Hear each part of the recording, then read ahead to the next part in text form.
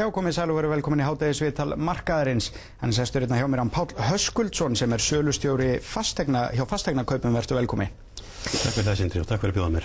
Það svo að fasteignir eru svo gott sem hættar að seljast? Það kannski ekki alveg hættar að seljast, en það var hægst á verulega undanfarið og núna sérstaklega þessu ári, en það fasteignasala ennþá sem betur fyrir. Já. Geð okkur aðeins tölurnar, hversu mikið hefur hægst á? Hann svolítið erfitt að segja til það, en ég nú hérna bara með samanburð frá Íbúðalánasjóði sem að þeir voru með frá því í morgun. Þá segja þeir að maímánuði núna, nýliðin, að þá lánuðu þeir 4,8 milljarða á móti 6 milljörðum í fyrra, 2007. Þannig það segir nú töluvert. Og svo náttúrulega líka að vita til þess að bankarnir hafa náttúrulega mikið til minnkað lánastarfsemi til íbúðarhúsnæðis. Þannig að það lítur að vera töluvert. Nokkri fasteignasalar sem ég hef verið að tala við hafa sagt að það hafi hægst svo svakalega á að það muni nú bara 80% eða meira frá þessu tímabili frá sama tímabili fyrra. Það svo slæmt? Ég þóra svo sem ekkert að segja nákvæmlega það. Mér finnst þess að tölur frá íbúðunum segja náttúrulega það náttúrulega bara eru svona fakta eins og við getum sagt, en það hefur hægst verulega, við finnum það öll, sko. Já, og bankarnir eru nú bara svo gott sem hættir að lána til fólks. Já, en þeir eru samt að bjóða lán til íbúðakaupa, en vextirnir eru háið þar og það er ekki fýsilegu kostu fyrir kaupendur eins og staðan akkurat í dag. Nei.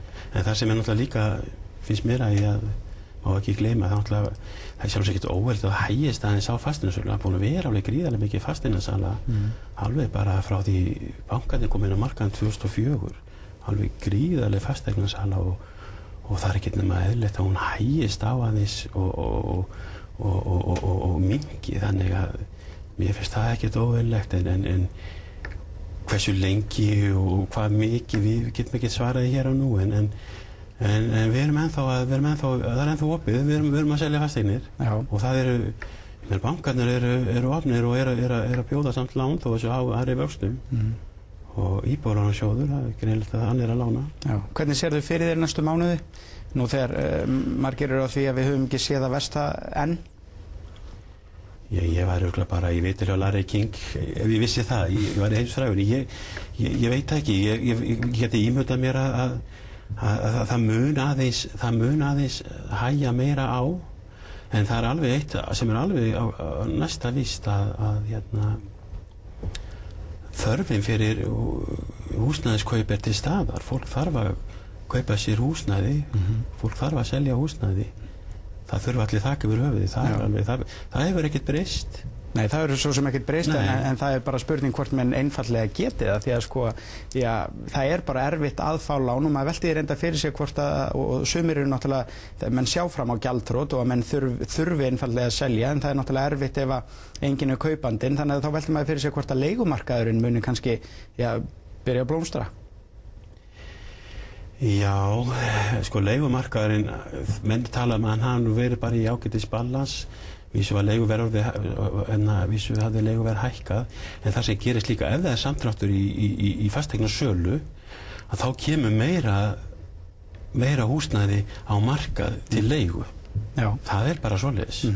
Þannig en það er ekki endalaus eftirspurn eftir leiguhúsnæði. En margir sem get ekki keypt sér að þeir verða bara að leigja. Já, þeir verða að gera það, en það er líka sem mér finnst oft gleymast í þessu líka, sko, það er ekki bara fasteignakaupendur sem eru á markaðnum, það eru líka félög eins og jafnvel Búseti og fleiri félög sem eru með kaupleigu. Það þyrfti kannski að fjölga aðeins möguleikunum á húsnæði til fólks. Margir sem hafa alveg á að fara í svokallega kaupleigu. Það er bara eins og það hefur verið stemming fyrir að vera með kaupleigu á bílum. Getur það ekki orðið sama í húsnæði. En það er ýmsir möguleikar og ýmsir möguleikar í stöðunni. En ég er alveg sannfærður þó að sé hafi hægst og sé rólegt á markað akkurat nú stundir, þá höldum við áfram að lifa á Íslandi og fasteignir munu seljast. Það er engin spurning. Ég seldi 2 fasteignir í gær og ef það segir eitthvað, en það er gleðilegt. Það er gleðilegt fyrir seljendur og það er gleðilegt fyrir kaupendur. En það er svo sem ekkert hort fram hjá því að þetta eru erfiðari tímar. Sjá menn fram á eignamiðlun var núna á dögunum að sameinast annarri fasteignasölu og þetta gera þeir eftir 50 ár í rekstri.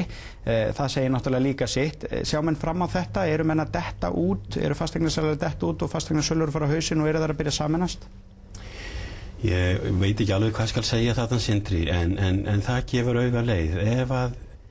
Ef að tekjuflæðið ekki sama og það samdráttur hjá þeim sem að selja fasteignasölum og sölufólki, þá náttúrulega þarf fólk að grípa til einhverja aðgerða. Ég nú byrjað því Óskarsverði og þeim til hamingju með sameininguna og vonandi að það veri bara það besta fyrir þá og vonandi þeim gangi vel. Við höfum ekki hérna hjá fasteignakaupum, við höfum ekki verið í neinum slíkum viðræðum eða þreifingum. Við erum með ekki mjög stóra einingu, en við höfum þurft að gera það sjálfsagt sama margir aðrir, að við höfum þurft að svona herða beltið í ólinni og reyna að lækka þennan fasta kostnað okkar. En hver þarf ekki að gera það í dag, segi ég nú bara.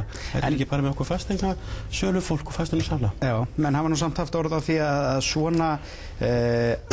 svona tímar væri ekki allslæmir vegna þess að þá kannski gætu menn líka hent út þeim af markaði sem að hafa kannski ekki endilega átt að vera þar. Það hefur verið tiltölulega auðvelt að verða fasteignasali og það eru tiltölulega litlar kröfur á þá sem að fara inn í þessa stétt. Er þetta ekki gott til að taka aðeins til í stéttinni? Þetta nú bara mjög athyglisverð spurning. Ég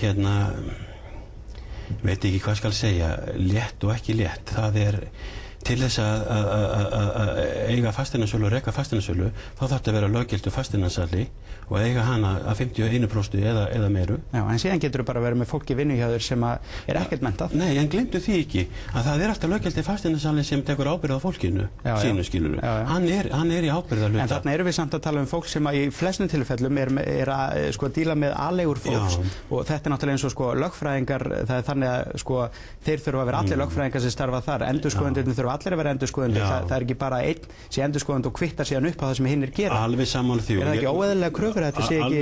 Mér langar aðeins að fá bæti inn í hjá þér og það gleymist líka. Hvað hefur verið að gerast hjá fasteignasölum í dag? Ég efast það að í nokkrum starfsgreinum eins og hjá fasteignasölum hefur annars fjöldinn af löggiltum fasteignasölum verið að koma til starfa og vel menntuðu fólki og hæfileikaríku fólki. Þannig að þetta er að breytast. Þetta heldur betur að breytast, enda markaðurinn kallar á það. Markaðurinn kallar bara á góð vinnubröð og vöndu vinnubröð. Hitt er bara einnota. Og það við vinnum samkvæmt nýlegum lögum frá því 2004 sem var lögð fram af fyrri ríkisstjórn og þar var mjög tekið á því að fasteignasala yrði að vera í meirihluta eigu löggilts fasteignasala. Mér finnst það persónulega bara mjög gott og allt í góðu með það. Nú, allir þurfa vísu að vera í félag fasteignasala. Þú færð ekki að selja fasteign nema að vera í þeirri áskrift eða það er svo göllu skildu aðild í því félagi.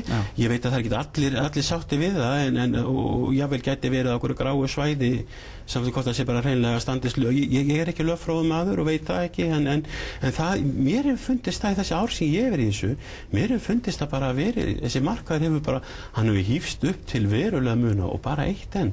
Þegar ég var að byrja, þá fór aldrei nokkur einasti maður frá fasteignasölu og sýndi fasteignir. Í dag er það bara þannig, fasteignasölu fólki fer og sýnir og svo framvegis. Þetta er bara góð vinnubrögð og því bara að fagna. Páll, ég geti haft þið aðeins lengur en tíminn því mér flóin frá okkur. Takk kærlega fyrir mig. Sem þetta gott að háta í sveitilunum, það verður þér aftur á morgun. Verið sæl.